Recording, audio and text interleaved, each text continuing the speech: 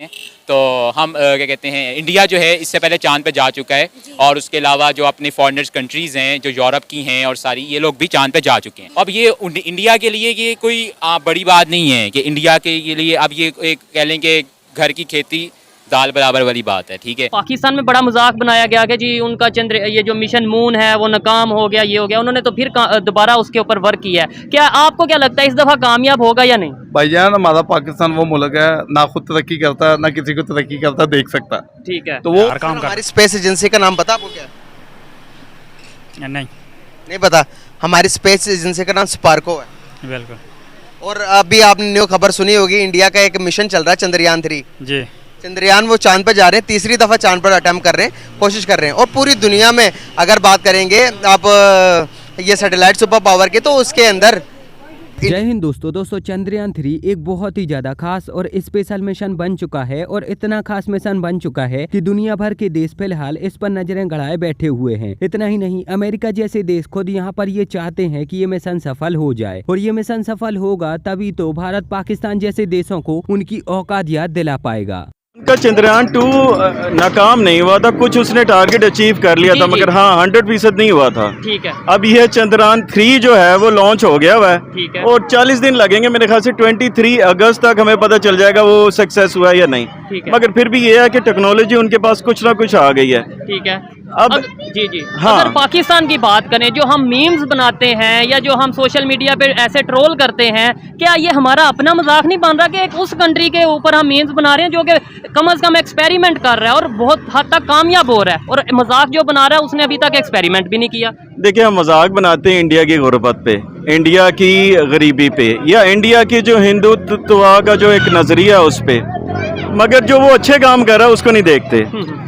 अब दरअसल चंद्रयान 3 फिलहाल एक बहुत ही ज्यादा खास मिशन बन चुका है और दुनिया भर के देश भारत पर नजरें लगाए बैठे हुए हैं। यहाँ तक कि अमेरिका जैसे देश भी इस मिशन के सफल होने के लिए प्रार्थना कर रहे हैं। और अमेरिका जैसे देश भारत के इस मिशन की सफलता क्यों चाहते हैं, इसका कारण मैं अभी आपको बाद में बताऊंगा। कल की वीडियो में मैंने आपको यहाँ पर ये बताया था कि इसरो ने चंद्रयान 3 को एक बहुत ही आसान मिशन बनाया है और इसरो के चंद्रयान 3 को आसान मिशन बनाने में कहीं न कहीं चंद्रयान 2 का भी एक बहुत ही अहम योगदान है। क्योंकि भले ही चंद्रयान 2 एक असफल मिशन रहा हो, वो चांद की सतह के बहुत ही ज्यादा पास पहुंचने के बाद भी लैंड नहीं कर पाया हो, लेकिन इसके बावजूद भी चंद्रयान 2 की वजह से इसरो को फायदा हुआ है। और चंद्रयान 2 की वजह से इसरो को यहाँ पर ये फायदा हुआ है कि चंद्रयान 2 के साथ इसरो ने अंतरिक्ष में यानी कि चांद पर एक ऑर्बिटर भी भेजा था और वो ऑर्बिटर वहाँ पर अच्छे से पहुंचा भी है और आज भी वहाँ पर काम कर रहा है। और इसीलिए इसरो को यहाँ पर चंद्रयान 3 के साथ दोबारा से कोई भी ऑर्बिटर भेजने की जरूरत नहीं थी और चंद्रयान 3 के साथ इसरो ने कोई भी ऑर्बिटर नहीं भेजा और इस ऑर्बिटर के ना होने की वजह से रॉकेट में जगह भी खाली बची रही। और इसीलिए फिर इसरो ने चंद्रयान 3 में केवल और केवल अपना पूरा का पूरा फोकस लैंडर पर किया, क्योंकि लैंडर ही अगली बार वहां पर लैंड नहीं कर पाया था। तो इसरो का यहाँ पर कहना था कि अगर ये लैंडर थोड़ा बहुत भारी भी हो जाता है तो चलेगा, क्योंकि ऑर्बिटर तो हमें भेजना नहीं है तो चल जाएगा, लेकिन हाँ लैंडर बहुत ही ज्यादा मजबूत होना चाहिए और इस बार ये चांद पर लैंड करना ही चाहिए। और इसीलिए इसरो ने एक बहुत ही पावरफुल लैंडर बनाया है जो कि चांद पर लैंड करेगा और उसके अंदर से प्रज्ञा रोवर निकलेगा और फिर प्रज्ञा रोवर चांद पर भ्रमण करके वहां की जानकारी निकालकर भारत को देगा। मिशन चंद्रयान 3 में हमने LBM-3 का उपयोग किया है, जबकि अगर हम चंद्रयान 2 की बात करें तो इसमें GSLV-MK3 का उपयोग किया गया था। और अगर हम इसके पावर की बात करें तो GSLV-MK3 थोड़ा कमजोर होता है LBM-3 से और LBM-3 इससे बहुत ही ज्यादा पावरफुल होता है, इसकी शक्ति भी ज्यादा होती है। अगर हम इसकी लोडिंग कैपेसिटी की बात करें तो ये उससे ज्यादा सामान अंतरिक्ष में ले जा सकता है। मतलब जो LBM-3 लॉन्च व्हीकल है वो GSLV-MK3 के मुकाबले ज्यादा सैटेलाइट या फिर दूरबीन वगैरह कैरी करके अंतरिक्ष में ले जा सकता है। उसकी ओवरऑल शक्ति उसके मुकाबले ज्यादा होती है। अब यहाँ पर अगर हम थोड़ा सा ये भी जान लें कि आखिरकार अमेरिका जैसे स्वार्थी देश यहाँ पर ये क्यों सोच रहे हैं कि भारत का चंद्रयान 3 में मिशन कामयाब हो जाए, क्या वो भारत के बारे में अच्छे विचार रखते हैं? तो देखो ऐसा कुछ भी नहीं है, इसमें भी अमेरिका का स्वार्थ छिपा हुआ है। अब देखो भारत का जो चंद्रयान 3 मिशन है उसके तहत चंद्रयान 3 का जो लैंडर है विक्रम लैंडर, वो जहाँ पर लैंड करेगा, चांद की जिस जगह पर लैंड करेगा, उस जगह के बारे में दुनिया के किसी भी देश में अभी कोई भी जानकारी नहीं है। मतलब चाहे फिर वो अमेरिका हो, रूस हो या फिर चाइना हो, दुनिया के किसी भी देश ने अभी उस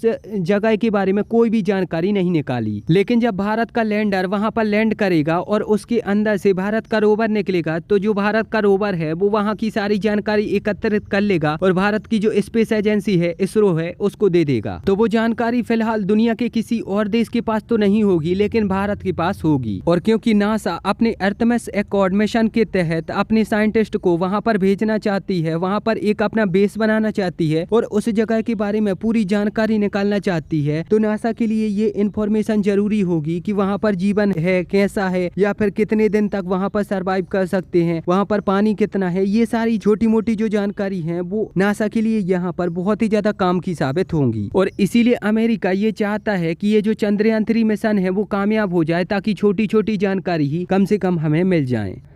जी, हम बात करने जा रहे हैं कि हिंदुस्तान ने लॉन्च कर दिया है चंद्रयान 3, लेकिन पाकिस्तान ने उसके मुकाबले में अनाउंसमेंट की है कि हम लोग 500 फीट की हाइट का एक झंडा लहराएंगे लाहौर के गुलबर्ग लिबर्टी के अंदर 14 अगस्त को, जिसके लिए बजट पास हुआ है 400 मिलियन का। और ये बजट IMF से कर्जा लेने के फौरन बाद अनाउंस किया गया है। क्या कहेंगे आप इस पे कि एक तरफ वहां पे स्पेस मिशंस की तैयारियां चल रही हैं, स्पेस मिशंस हो रहे हैं, और यहाँ पे IMF की जानिब से जो कर्जा लिया जा रहा है, कभी सऊदीया दे रहा है, कभी UAE, डिफरेंट कंट्री से कर्जा लेकर, और हम लोग किस तरह के प्लान्स बना रहे हैं उनको कम्पीट करने के लिए? सबसे पहले तो आते हैं चंद्रयान की तरफ। इंडिया को मैं बहुत ज़्यादा कंग्रेचुलेट करूंगी। I was studying about it, मैं कुछ आर्टिकल्स पढ़ रही थी और बहुत सारी चीज़ें, मतलब मैंने थोड़ा सा कीनली इसको ऑब्जर्व किया है। It's really a huge success for India, क्योंकि आप खुद देखें कि लाइक चांद को कन्क्योर करना, वो कहते हैं ना, जैसे हम लोग आम रूटीन में भी बात करते हैं, यार वो चांद पे पहुंच गया, तुम अभी तक यहीं पे बैठे हो। तो इस तरह की चीज वाकई में वो लोग चांद पर पहुंच गए हैं। एंड और लाइक लिटरली जब 2019 में चंद्रयान 2 जो है फेलियर, मैं उसको नहीं कहूंगी, मतलब मैं जहां पे भी इंटरव्यू दे रही हूँ, मैं खुद उसको कवर कर रही हूँ न्यूज को, तो मैं चंद्रयान 2 को I won't say it a failure, क्योंकि जस्ट 750 मीटर्स के फासले पर जो है इंजन जो है जो जिस जगह पर लैंड करना था उससे 750 मीटर्स के फासले पर चला गया, जिसकी वजह से उन लोगों ने उसको लैंड नहीं करवाया। तो अब वो लोग इतने ज्यादा कॉन्फिडेंट है, बिकॉज जितनी मिस्टेक्स उन्होंने चंद्रयान 2 में की थी, उन्होंने हर चीज को ओवरकम किया है। उन्होंने जो लैंडिंग के लिए जो फीट होते हैं उनको भी स्ट्रॉन्ग किया है, अपने इंजन को पावरफुल किया है, बहुत सारी चीजें। And then let's just come to Pakistan and IMF की। अब चंद्रयान 3 की इस महान कामयाबी पर, और कामयाबी जो होगी उस पर आपकी क्या प्रतिक्रिया है, आप वो हमें नीचे कमेंट में जरूर बताओ। और अगर आपको ये वीडियो अच्छी लगी है तो प्लीज़ इस चैनल को सब्सक्राइब करके बेल आइकन जरूर दबाओ।